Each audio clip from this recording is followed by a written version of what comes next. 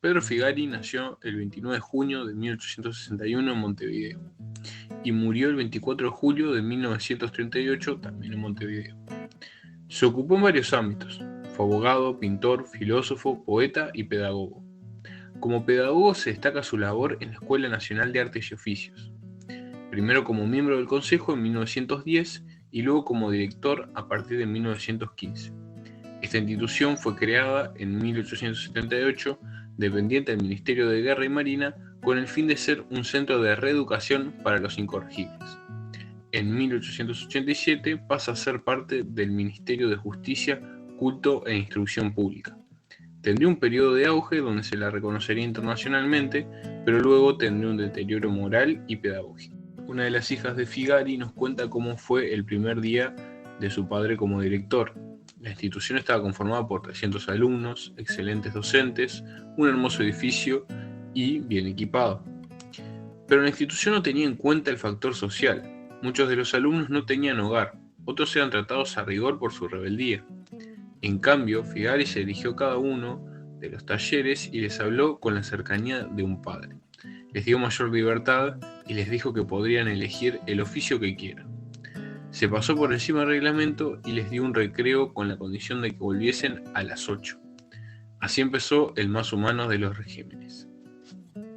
Nos dice Milo Beretta, quien fue su asesor casi todo el periodo en el que Figari estuvo a cargo de la institución. Recuerdo que cuando el doctor Figari se hizo cargo de la dirección de la antigua Escuela de Artes y Oficios, la primera medida fue transformar de internato, que era, en externato, y así se suprimió el foco de corrupción que había sido siempre, volviéndolo así un lugar abierto a todas las personas. Incluso se le dio lugar a la mujer. En 1910, como parte del Consejo de la Escuela Nacional de Artes y Oficios, escribe sus propuestas en Reorganización de la Escuela de Artes y Oficios, texto que no sería tenido en cuenta hasta que asume como director. Los 3 primeros artículos nos parecen que son dignos de remarcar. El primero marca el fin de la institución, enseñar ciencia y arte para la industria.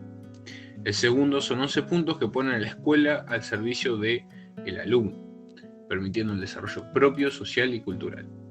El tercero, la escuela buscará ir a la mayor cantidad de personas. Si bien podrá dar instrucción compleja y superior, debe tener por primer objetivo la divulgación de la instrucción elemental. Entre los demás artículos se instauran cosas como el no contar con diplomas, aunque serán informes para dar cuenta de la preparación del alumno, no exigir exámenes, la asistencia no será obligatoria y no se aplicarán castigos. La dirección tendrá que consultar al consejo, a la vez intentará que los internos participen en lo posible de las decisiones. También instauró varios talleres, como taller de dibujo al natural, clase de modelo vivo, mecánica, fundición en hierro, bronce y sección de fundición a la cera perdida, herrería, mueblería y taracea, escultura en madera, rodados, alfarería, mimbres, vitros, labores femeninas, solfeo y canto coral. En lo que era y lo que es la Escuela de Artes, Figari es una evaluación de los cambios donde no escatimó en enaltecer su proyecto. Para él la institución pasó de ser la pesadilla de la administración pública a enorgullecer al país, por su aspecto externo e interno. El régimen institucional se caracterizaba por ser muy estricto, tan represivo que llegaba a ser arbitrario. Los alumnos eran instruidos por medio de ejercicios que resultaban hastiantes. Los alumnos no pensaban, según un antiguo empleado. Las reformas de Figari volvieron al régimen carcelario en una escuela abierta, con alumnos libres, que fueron renovados por los cambios y aumentando su interés por aprender la escuela mejor. Es una verdadera satisfacción para mí que me habían hablado reiteradamente los antiguos alumnos de la Escuela de Artes y Oficios como de unos bandidos incorregibles.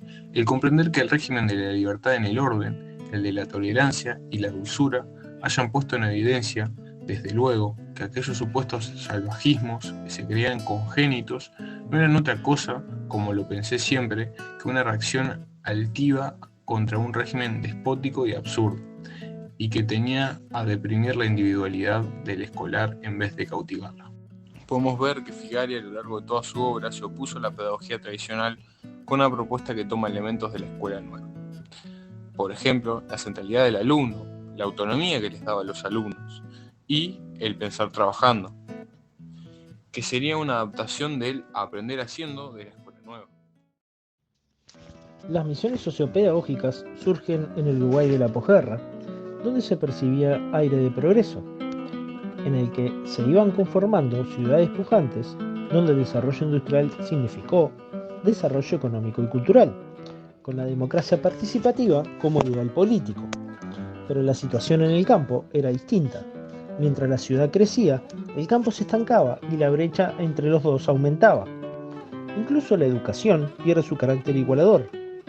Resultaba muy difícil hablar de democracia cuando en la campaña, por ejemplo, se encontraban ciudadanos que desconocían quién los presidía y cuál era la moneda de su país. El analfabetismo y el semianalfabetismo era una de las mayores preocupaciones. El ausentismo y la deserción eran moneda corriente.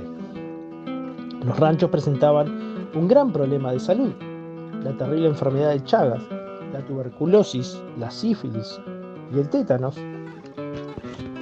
era potenciado por la falta de educación en higiene. Los vínculos familiares eran muy frágiles. La ausencia paterna llegaba al 40% en algunos departamentos y en las zonas de rancherío aumentaba. El juego, la prostitución y el contrabando, sobre todo en la frontera, era también otro de los problemas a los que se enfrentaba la campaña. Pero la pobreza era obviamente el mayor de todos los problemas. El hombre sin tierra forzado a vivir en los rancheríos. En el 40 y el 50, la pedagogía nacional se centra en los problemas de la zona rural e intentaba darle respuesta a los problemas. En ese entorno, en el año 1945, surgen las misiones sociopedagógicas. Es un proceso constituido como movimiento en el que se formulan teorías, se ve en acción el funcionamiento de recursos institucionales y la movilización de maestros y estudiantes que buscaban cambios en la sociedad y en la escuela rural.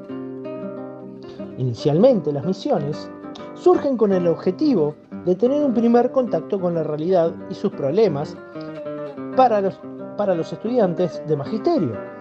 Pero lo que era una actividad de formación magisterial pasó a ser un accionar con compromiso social impactado por los problemas pedagógicos, culturales y sociales. El idealismo fue superado por la realidad de la campaña. Entonces, los problemas centrales eran sociales, pedagógicos y culturales. En los problemas sociales se tiene en cuenta la distribución, tenencia y explotación de la tierra. En los problemas pedagógicos se trata el ausentismo, la deserción y el aislamiento. Y en los problemas culturales se trabaja el desconocimiento mutuo, campo-ciudad. Muy pronto pasaban de la omnipotencia juvenil a la iniciación de una actitud política para el análisis del problema del rancherío. El planteamiento idealista de ir a llevar con que el estudiante de la ciudad partía hacia el campo retornaba transformado en conciencia de haber recibido, en comprensión, en conocimiento, en experiencia de la vida. Hay seres que sufren, hay seres con hambre de pan y hay seres con sed de conocimiento. ¿Qué son las misiones? Sus principales influencias vienen de las misiones culturales en México y las misiones pedagógicas en España durante la Segunda República. Las noticias desde México llegarían en el año 1935 con poca información hasta la publicación de misiones culturales por parte de la Secretaría de Educación de México. Por parte de España llegó la escuela en la República de Marcelino Domingo. Cabe mencionar también las conferencias de la Semana de la Cultura Mexicana, realizadas en el Ateneo de Montevideo en el año 1938. La conferencia magistral dada por María Esther Navarro de Luzuriaga en los Institutos Normales de Montevideo sobre las misiones en España fue decisiva en la conformación de las misiones. Pero a diferencia de estas experiencias, las misiones sociopedagógicas no recibieron apoyo estatal. Fue una iniciativa por parte de un gremio de estudiantes. Ellos se encargaban de la organización y los recursos. Se desarrollaron, conjugaron aspectos sociales al modelo de misión pedagógica.